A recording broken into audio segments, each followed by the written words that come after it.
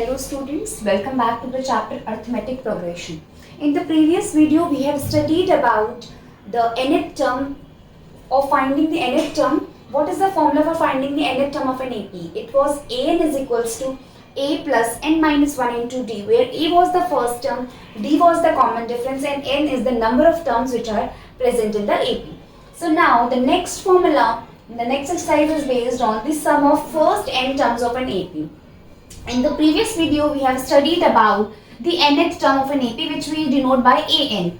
And now in this video, we will study about the sum of first n terms of an AP, which is denoted by Sn. S stands for sum and n stands for again the term. Suppose if we are finding the nth term of an AP, so 8 n we find. So what we write the value of n as 10. 10th term. Okay. So here if S10 we have to find, so n will be 10. Okay.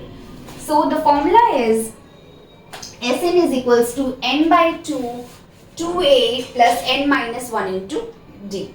Okay, where again n is the number of terms, a is the first term, d is the common difference, and n represents the number of terms. Okay, so there are a few questions based on this formula. Suppose the first question says find the sum of the given AP to 10th term, 10 terms. Okay. So what it is given, the last value is not given, last term is not given of the AP. It is saying that the AP starts from 2, 7, 12 and it is going to the 10th term, to 10 terms, okay. So n value is 10. Getting my point? A is 2 and D you have to find. What is D? It is the common difference, which means that 7 minus 2, this minus 2. Difference between the two terms, 7 minus 2, which is 5. Okay. Now you got the value of A, you got the value of D, you got the value of n. So you can put it in this formula. Sn is equals to n by 2, 2a plus n minus 1 into d. Okay. Here the value is not given. अगर यहाँ पे value given होती कुछ कि यहाँ पे आता आपका 12, आखिरी पे आता 30, तो 30 क्या होता, वो an होता लास्ट टर्म. ओके, यहाँ पे हमें टू 10 टर्म्स बोला है, मतलब n की वैल्यू बोली है. ठीक है, तो एपी में बहुत याद रखना है कि क्या हम वर्ड्स यूज कर रहे हैं.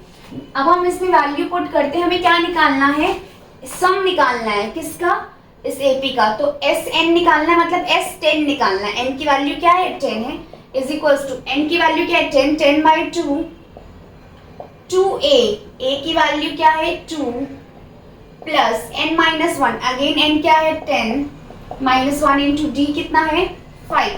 आप इसे आराम से सॉल्व कर सकते हैं.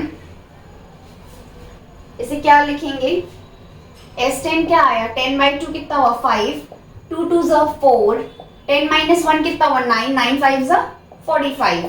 ठीक है, तो S10 क्या हो गया 5, उसके बाद 5 और 4 ऐड किया 9, 49.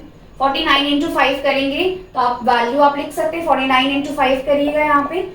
ठीक है, तो 5 9 ज़ा 45, 5 4 ज़ा 20, 20 प्लस 4 इट इज 24, 245. तो हमारा S10 क्या हो गया 245. ठीक है, हमें फाइंड करना सम इस AP का, और इस AP में n की वैल्यू ऑलरेडी गिवन थी 10th टर्म. ठीक है, मतलब 10 टर्म तक जा रहा है, तो n क्या हो गया 10. टर्म बोला है तो n की वैल्यू गिवन है. अगर यहाँ पे टर्म ना होता, यहाँ पे डैश डैश करके यहाँ पे कुछ स्पेसिफिक नंबर होता, तो उसको हम an लेते, फिर उससे हम n की वैल्यू निकालते, an का फॉर्मूला लगा के a plus n minus 1 into D n निकालते, उसके बाद इस फॉर्मूले में पुट करते. ओके, तो ये हो गया हमारा ये वाला क्वेश्चन. उसके बाद आते हैं हम सेकेंड क्वेश्चन पे. हमारा सेकेंड क्वेश्चन क्या कहता है, in an AP, A is 5, D is 3, AN is 50, you have to find N and SN. First question में रब कर दे रही हूँ. हमें क्या बोला गया है, हमें A दिया है, D दिया है, AN दिया है. तो पहले हम AN के फॉर्मूला लिखते हैं. AN का फॉर्मूला होता है A plus n minus 1 into D. तो AN हमें क्या दिया है 50 इज इक्वल्स टू A क्या गिवन है 5, n हमें नहीं गिवन है, हमें निकालना है. D कितना दिया है 3. मैंने कल आपको बताया था हमें n और Sn फाइंड करना है, इसलिए ये रब कर दे रहे हैं. n और Sn निकालना है हमें. ठीक है, n फाइंड करना है, Sn फाइंड करना है. यहाँ पे क्वेश्चन नोट कर लिया. कल मैंने आपको एक तरीका बताया था सॉल्व करने का.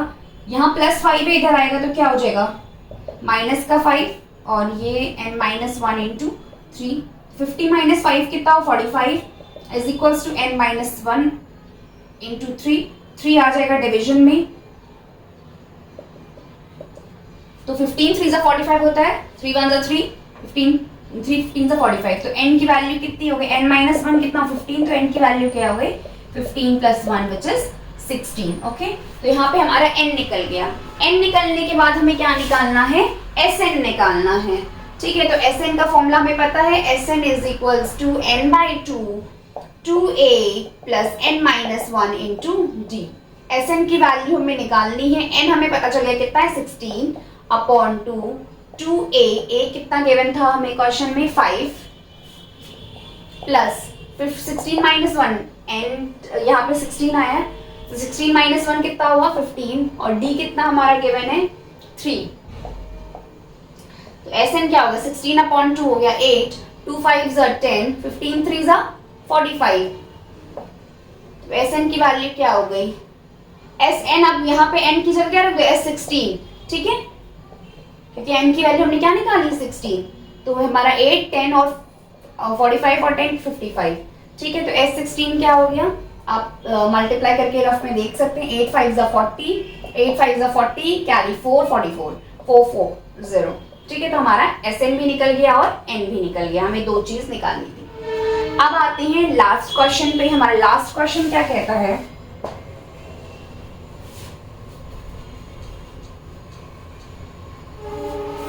how many terms of an AP 9, 17, 25 must be taken to give a sum of 636। मतलब इसमें Sn की वैल्यू हमें क्या गिवन है 636।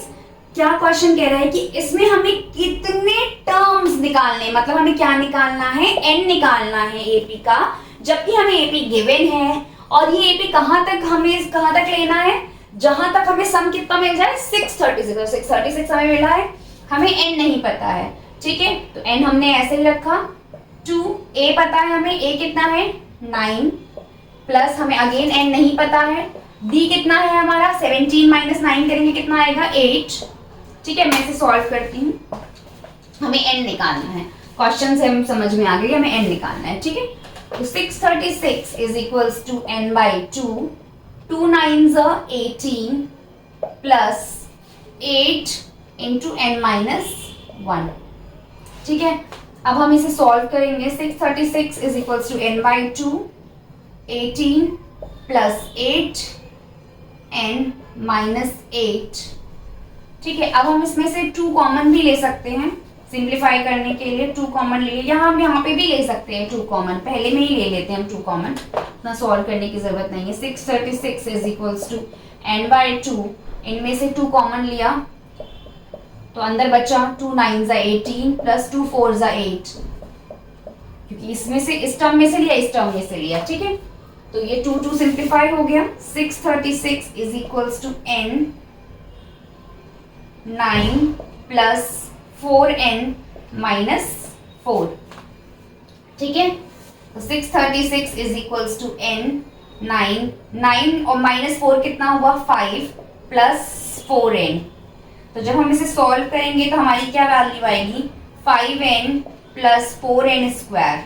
ठीक है, अब मैंने आपको बताया था क्वाड्रेटिक इक्वेशन कैसे सॉल्व करते हैं, ax² plus bx plus c का फॉर्म होता है 4n square plus 5n minus 636 is equals to 0। इससे आपकी n की वैल्यू आएगी, वही हमें निकालना था। अब आप ये खुद सॉल्व करें, क्योंकि मैंने आपको क्वाड्रेटिक इक्वेशन पढ़ाया है, इसमें आप श्रीधराचार्य फॉर्मूला क्वाड्रेटिक फॉर्मूला लगा सकते हैं, -b प्लस माइनस √d/2a करके, जहाँ पे d हमारा डिस्क्रिमिनेंट होता है b² माइनस 4ac, या तो आप स्प्लिटिंग द मिडिल टर्म करके भी कर सकते हैं। क्लियर? तो आई होप ये क्वेश्चन आपको समझ में आ गए होंगे जितने भी हमने डिस्कस किए हैं। कल हम we will discuss few more cases tomorrow in the next video, and I hope you like the video and you have understood the concept which I have told you today about the Sn। अगर आपको कोई भी doubt होता है किसी भी question में तो आप मुझे कमेंट सेक्शन में मेंशन कर सकते हैं, मैं आपके लिए एक वीडियो प्रिपेयर करूंगी जो भी आपके डाउट्स होंगे। Okay, thank you.